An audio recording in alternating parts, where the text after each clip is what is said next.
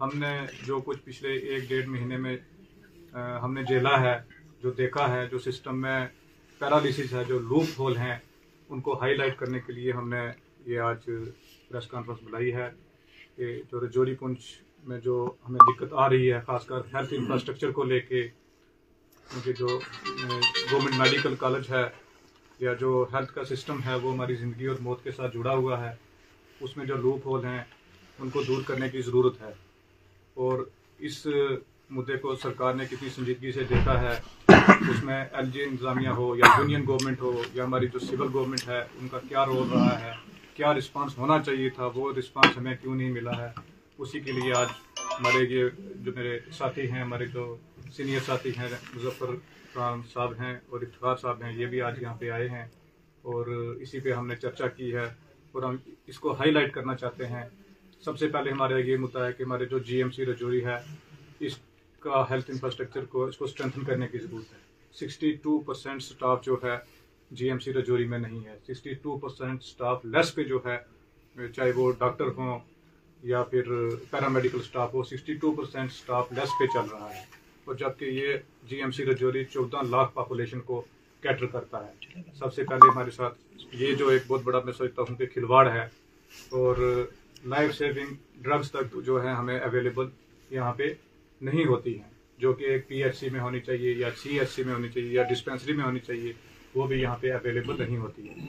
इसके साथ साथ मैं जीएमसी मेडिकल रजौरी की जो टीम है, डॉक्टर्स की टीम है, जिन्होंने पेशेंट्स को ट्रीट किया, इनिशियल ट्रीटमेंट दिया और इस महामारी में हमारे साथ खड़े रहे, मैं उनका शुक्रिया अदा करता हूं कि उन्होंने बड़ी सिंसियरिटी से काम किया। इसके साथ साथ जो हमारी लोकल सिविल एडमिनिस्ट्रेशन है, उसने बहुत अच्छे से रिस्पांस दिया है और पुलिस का भी अच्छा रैपिड रिस्पांस रहा है। इसके साथ साथ हम जो लूप होल हैं सिस्टम में, जैसे ड्यूल पावर सिस्टम है, इस ड्यूल पावर सिस्टम की वजह से ही ये सारा सिस्टम जो है खराब है, क्योंकि अगर ये ड्यूल पावर सिस्टम ना होता, हमें एयर एम्बुलेंस अगर पहले वक्त पे मिल गई होती, जो 12 मासूम बच्चों की जान शायद हम बचा पाते। इसीलिए हमने ये प्रेस कॉन्फ्रेंस मुनक्कद की है कि रजौरी पुंछ को प्रायोरिटी दिया जाए, इसको प्रायोरिटी बनाया जाए, क्योंकि ये हादसा अगर कठुआ में हुआ होता, जम्मू में हुआ होता, सांबा में हुआ होता, तो शायद वहाँ इंतजाम अलग होते। मैं एक लेजिस्लेचर हूँ और मैं 3 दिन 4 दिन मैंने हर एक दरवाज़ा खटखटाया है कि इनका अच्छा ट्रीटमेंट होना चाहिए। जो पेशेंट बडाल से लाए गए हैं, इनको पीजीआई चंडीगढ़ लेके जाना चाहिए, इनको एम्स में लेके जाना चाहिए, लेकिन इस ब्यूरोक्रेटिक सेटअप में हमारी कहीं सुनवाई नहीं हुई है। तो हमारी ये अपील है कि कोई एक अथॉरिटी हो, किसी एक के पास पावर हो, सेंट्रलाइज्ड पावर हो, जहाँ जिसकी रिस्पॉन्सिबिलिटी हो, क्योंकि यहाँ आप एक ऑफिसर को फ़ोन करो, वो दूसरे पे लगाता है, दूसरा तीसरे पे लगाता है, तीसरा चौथे पे लगाता है। इससे अनार्किस्ट माहौल जो है मैं समझता हूँ कि यूटी में बना हुआ है और इसके ऊपर चर्चा करने की, सोचने की बड़ी संजीदगी से ज़रूरत है। अब कि अगर वक्त पर एडमिनिस्ट्रेशन जो थी वो काम करती तो शायद हम इन बच्चों की जान को बचा सकते थे। वो अंग्रेजी में कहते हैं कि भाई passing bucks from table to table. मेरी अभी ऑनरेबल एमएलए से बात हुई, उन्होंने कहा मैं एक को कहता था, वो कहता था दूसरे से बात करो, उसको कहता था तीसरे से बात करो। और ये जो ड्यूल सिस्टम है, इसने क्रिपल करके रख दिया है। हम चाहते हैं कि अगर लोगों ने हमको मैंडेट दिया है तो ये ड्यूल सिस्टम में रहकर हमको आप कोलैप्स करना चाहते हैं, उससे बेहतर है कि हम लोग किसी हद तक भी जाने के लिए तैयार हैं। हम जावेद साहब के साथ हैं, मैं भी, और मुझे उम्मीद है उन्होंने भी इजहार किया एमएलए ऑनरेबल एमएलए रजौरी ने, इफ्तिखार साहब ने, कि वो भी इनके साथ खड़े हैं। अगर ये हमको कहेंगे कि हम सब ने धरने पर बैठना है तो हम उसके लिए तैयार हैं। दूसरी जो बड़ी मायूस कुन बात यह है कि रजौरी पुंछ की तरफ तवज्जो बहुत कम है, और इसमें शक नहीं। मैं भी कल हॉस्पिटल में गया था, यानी 48% बल्कि 38% स्टाफ अवेलेबल है। 38% स्टाफ अवेलेबल रखकर आप कहते हैं कि 2 डिस्ट्रिक्ट की इतनी बड़ी पॉपुलेशन को आप फीड कर रहे हो, वो कैसे पॉसिबल हो सकता है। मैं एक टिप ऑफ द आइसबर्ग आपको बता दूं। मंजाकोट पीएचसी है, सब डिस्ट्रिक्ट हॉस्पिटल है, वहां कोई एमबीबीएस डॉक्टर भी नहीं और पिछले 4 सालों से नहीं। थाना मंडी में नहीं और जीएमसी में 38% टोटल स्ट्रेंथ है, जो टोटल सैंक्शन स्ट्रेंथ के 38% एम्प्लॉइज है। उनसे आप ये तवक्को करोगे, फिर भी हम शुक्रगुजार हैं। हमें ऑनरेबल एमएलए साहब ने भी बताया कि यहाँ की जो डॉक्टर्स हैं उन्होंने अनथक कोशिश की और आज भी वो लगे हैं। मैं भी कल गया था हॉस्पिटल में, मुझे कुछ हद तक इत्मीनान भी हुआ कि वो लोकल डॉक्टर्स थे, उन्होंने बड़ी मेहनत की और बाहर के भी जो एक्सपर्ट डॉक्टर थे उन्होंने मेहनत की। हम तीनों का यहाँ आज बैठकर गौरवखोज करने का मकसद ये है कि रूट काज क्या है। रूट काज है कि हम यूनियन टेरिटरी में कोई एक सिंगल अथॉरिटी हमारे पास नहीं है जिसके पास हम दुहाई दें, और रिस्पॉन्सिबिलिटी कोई नहीं। रिस्पॉन्सिबिलिटी इसलिए नहीं है, responsibility always comes with the accountability. जब आप किसी एक अथॉरिटी के पास अकाउंटेबल नहीं है, आप रिस्पॉन्सिबिलिटी को भी नहीं मानेंगे। तो हमें जब तक कि हम हर कुर्बानी देने के लिए तैयार हैं कि ये जो ड्यूल पावर सिस्टम है इसको खत्म किया जाए। अगर आपको रिस्पॉन्सिबिलिटी किसी एक को नहीं लेनी है, आप शिफ्ट करेंगे, एलजी एडमिनिस्ट्रेशन इल्जाम देगी सिविल एडमिनिस्ट्रेशन पे, सिविल एडमिनिस्ट्रेशन इल्जाम देगी एलजी पे, तो पिसेंगे हम लोग, हमारी आवाम पिसेगी, पब्लिक पिसेगी। पब्लिक ने इसलिए मैंडेट नहीं दिया था कि हमारी कैबिनेट के पास इख्तियार न हो। हम इसके खिलाफ एहतजाज भी करेंगे और इसके खिलाफ अगर कोई हमको और कुर्बानी देनी पड़ी तो हम अपने लोगों के लिए देंगे। हम आपकी वसातत से, जितने भी आप मीडिया के हजरात यहाँ हैं, हम ये गुहार लगाना चाहते हैं कि रजौरी पुंछ को इस तरह आप नेगलेक्ट मत करो और अपनी ईगो क्लैश में हमारी आवाम को मत कुचलो। अगर ये ईगो क्लैश ना होती, ऑनरेबल एमएलए साहब ने जिस तरह मुझे बताया, हम बहुत सारी जानों को बचा सकते थे। डिस्ट्रिक्ट एडमिनिस्ट्रेशन ने बहुत अच्छा काम किया, हम मीडिया के थ्रू भी सुन रहे हैं। यहाँ के हॉस्पिटल के मुलाजमीन ने अच्छा काम किया, लेकिन एयरलिफ्टिंग में इतनी प्रॉब्लम क्यों आई?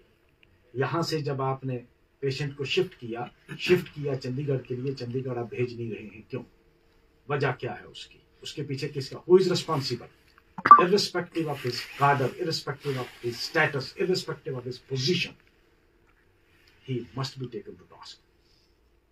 कोई कितना बड़ा क्यों न हो, जिसने भी उन लोगों को जाने से रोका। ऑनरेबल एमएलए साहब ने अपने एफर्ट्स के थ्रू डायरेक्ट चंडीगढ़ में बात करके अगर बेड्स अवेलेबल किए, एडमिशंस के लिए तैयारी की, तो पेशेंट्स को शिफ्ट क्यों नहीं किया गया? और पेशेंट्स को 1 घंटा डिले करके एम्बुलेंस क्यों भेजी गई? उसके खिलाफ इंक्वायरी होनी चाहिए। और जो भी ऑफिसर इसका रिस्पॉन्सिबल है, मैं तो ये कहूंगा कि उसको एग्जम्पलरी पनिशमेंट दे के, ताकि लोगों को पता चले कि हमारे साथ कोई आइंदा खिलवाड़ ना करे। हम दोनों एमएलए ऑनरेबल एमएलए रजौरी और मैं, हम जावेद के साहब के साथ खड़े हैं। जहां इनको हमारी जरूरत पड़ती है, जिस किस्म की भी जरूरत पड़ती है, हम इनके साथ हैं। अगर ये हमें कहते हैं कि हम यहाँ इनके साथ बैठेंगे, हम धरने पर बैठने के लिए भी तैयार हैं। इसीलिए आज हम मायूस होकर हमने आपको बुलाया।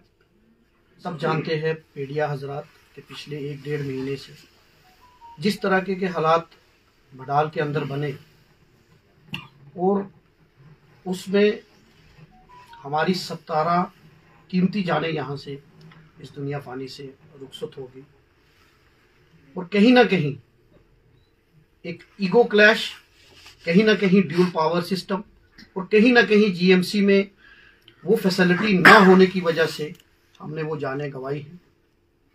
जिस तरीके से ऑनरेबल एमएलए थाना मंडी और जावेद साहब ने बताया कि अगर यहाँ एमआरआई की फैसिलिटी होती तो पेशेंट्स को शिफ्ट नहीं करना पड़ता जम्मू के अंदर या चंडीगढ़ के अंदर।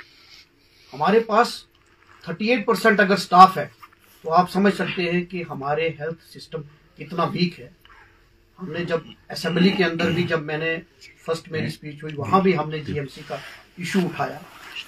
लेकिन जिस तरीके से एमएलए जावेद साहब ने डोर टू डोर हर जगह घूमे, हर जगह इन्होंने पर्सनल एफर्ट्स लगाए, लेकिन सियासत इतनी हावी होगी कि एक इंसान की जिंदगी से ज्यादा उनको अपनी पर्सनल ईगो ज्यादा इंपॉर्टेंट थी। इसीलिए यहां से एयरलिफ्ट हुए पेशेंट, लेकिन जम्मू से आगे चंडीगढ़ वो एयरलिफ्ट नहीं हो सके। मैं आज आपके माध्यम से केंद्र सरकार से ये कहना चाहता हूं कि हमें, हमारा हिली एरिया है, हमें यहां एक एयर एम्बुलेंस परमानेंट, क्योंकि अभी भी ये क्राइसिस ओवर नहीं हुआ। ऑल्दो कुछ हद तक अल्लाह का शुक्र है कि 3-4 दिन से कोई इस तरीके की कैजुअलिटी नहीं हुई, लेकिन अभी भी रूट काज क्या बीमारी का है, क्यों ऐसी मौतें हुई हैं, उसका अभी खुलासा नहीं हुआ। हम दुआ करते हैं कि इस तरीके का ना हो, लेकिन खुदा ना खास्ता अगर कोई इस तरीके की प्रॉब्लम हो जाती है तो आगे हम फिर उसको एयरलिफ्ट करने में क्या करेंगे। ये तो चलो पर्सनल एफर्ट्स किए इन्होंने, लेकिन एक यहाँ एयर एम्बुलेंस हो। दूसरा, मैं आज इस माध्यम से कहना चाहता हूं कि जिस तरीके से इन्होंने कहा कि अगर यही इंसिडेंट जम्मू के अंदर होता या यही इंसिडेंट कश्मीर के अंदर होता तो किस तरीके से वो एकदम पूरा सारे इकट्ठे हो जाते। आज रजौरी पुंछ एक गरीब लोग मारे गए और किसी ने इसकी तरफ सुध नहीं ली। हालांकि स्टेट गवर्नमेंट 2 मिनिस्टर्स पहले, सकीना इटू जी भी ने भी विजिट की, जावेद राणा साहब ने भी की, चीफ मिनिस्टर साहब ने भी की, लेकिन जब एम्बुलेंस देने की टर्न आई तब यहां एयर एम्बुलेंस नहीं दी गई। मैं आज आपके माध्यम से ये कहना चाहता हूं जावेद साहब को कि हम बिल्कुल एक पेज पर हैं। इससे पहले भी जब भी हमारी बात होती रही, हमने इस मसले पे पूरी जानकारी एक दूसरे से बात शेयर करते रहे, लेकिन आज हमें जरूरत, जब हमने इनकी प्रेस कॉन्फ्रेंस, इनकी बेबसी देखी तो हमें लगा कि ये आज ये एक मुद्दा सिर्फ बडाल का नहीं है, ये हमारे रीजन के लोगों की जिंदगी का मुद्दा है।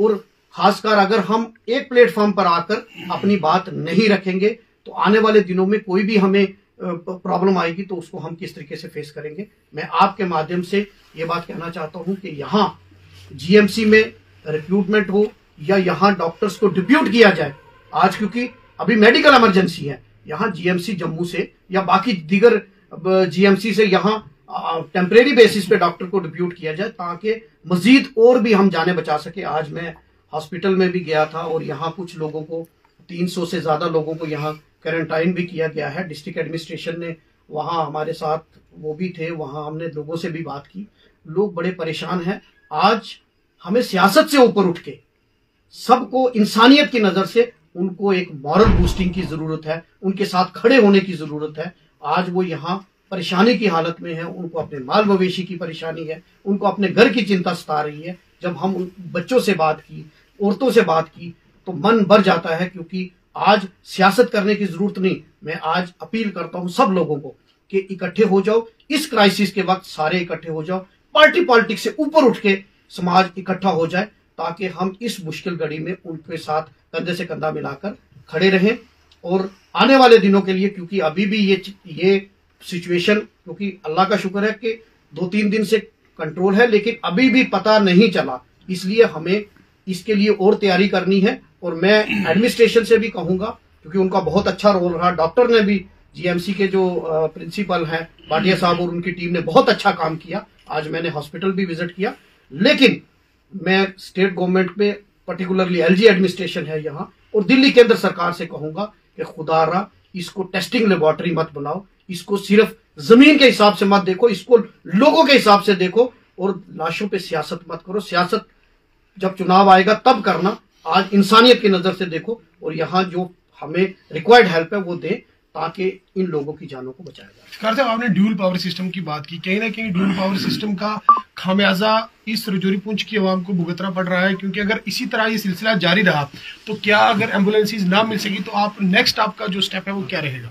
देखिए, जिस तरीके से ड्यूल पावर सिस्टम की हमने इसलिए बात की, तीनों एमएलएज ने ये बात की, क्योंकि जब यहाँ से एयरलिफ्ट हुए पेशेंट तो जम्मू, जावेद साहब ने चंडीगढ़ बात करके वहां बेड भी अरेंज कर दिया, वेंटिलेटर भी अरेंज कर दिया। क्या रीजन था कि यहां से एयरलिफ्ट जम्मू तक हो गई, लेकिन जम्मू से चंडीगढ़ एयरलिफ्ट नहीं हुआ। तो ये कहीं ना कहीं ड्यूल सिस्टम एक ऑफिसर दूसरे पे लगाता है, दूसरा ऑफिसर तीसरे पे लगाता है। आज क्या किसी की जान से ज्यादा कीमती ये कोई चीज इंपॉर्टेंट ज्यादा हो सकती है? और अकाउंटेबल कौन है? आज अगर जो किसी की जान चलेगी तो अकाउंटेबल कौन है? तो अगर एक ऑनरेबल एमएलए जो इलेक्टेड एमएलए है, लोगों का मैंडेट लेकर, वो अगर एक किसी ऑफिसर को बोलता है कि भाई मैंने अरेंज कर लिया, आप उसको एक शिफ्ट कीजिए, एयरलिफ्ट करना कौन सी बड़ी बात है? अगर सरकार चाहती, यहां से अगर जम्मू एयरलिफ्ट हो सकता है तो जम्मू से चंडीगढ़ एयरलिफ्ट होने में क्या दिक्कत है? तो यही है ब्लेम गेम, एक दूसरे पे लगा रहा, दूसरा तीसरे पे। इसमें हम बिल्कुल एक प्लेटफॉर्म है, irrespective of party. Rajouri, Poonch ये रीजन है, ये कोई भी हो, हम ये क्लियर उनको वार्निंग देना चाहते हैं, अब डिस्क्रिमिनेशन बर्दाश्त नहीं किया जाएगा और लाशों के ऊपर हम सियासत नहीं करने देंगे। ये क्राइसिस का समय है, इंसानियत के नाते मिलकर हम इस पर इकट्ठे हैं, एक प्लेटफॉर्म पर है। और जहां भी, मैं जावेद साहब को भी कहूंगा, क्योंकि इंसानियत का मुद्दा है, कॉन्स्टिट्यूंसी के एमएलए ये हैं, ये लीड करेंगे, हम इनके साथ रहेंगे। और कहीं भी, चाहे वो राजभवन का दरवाजा खटकाना पड़े या दिल्ली में कहीं दरवाजा खटखटाना पड़े, हम इनके साथ हैं, हम वहां जाएंगे और अपने लोगों को बचाने की पूरी कोशिश करेंगे। शुक्रिया सर।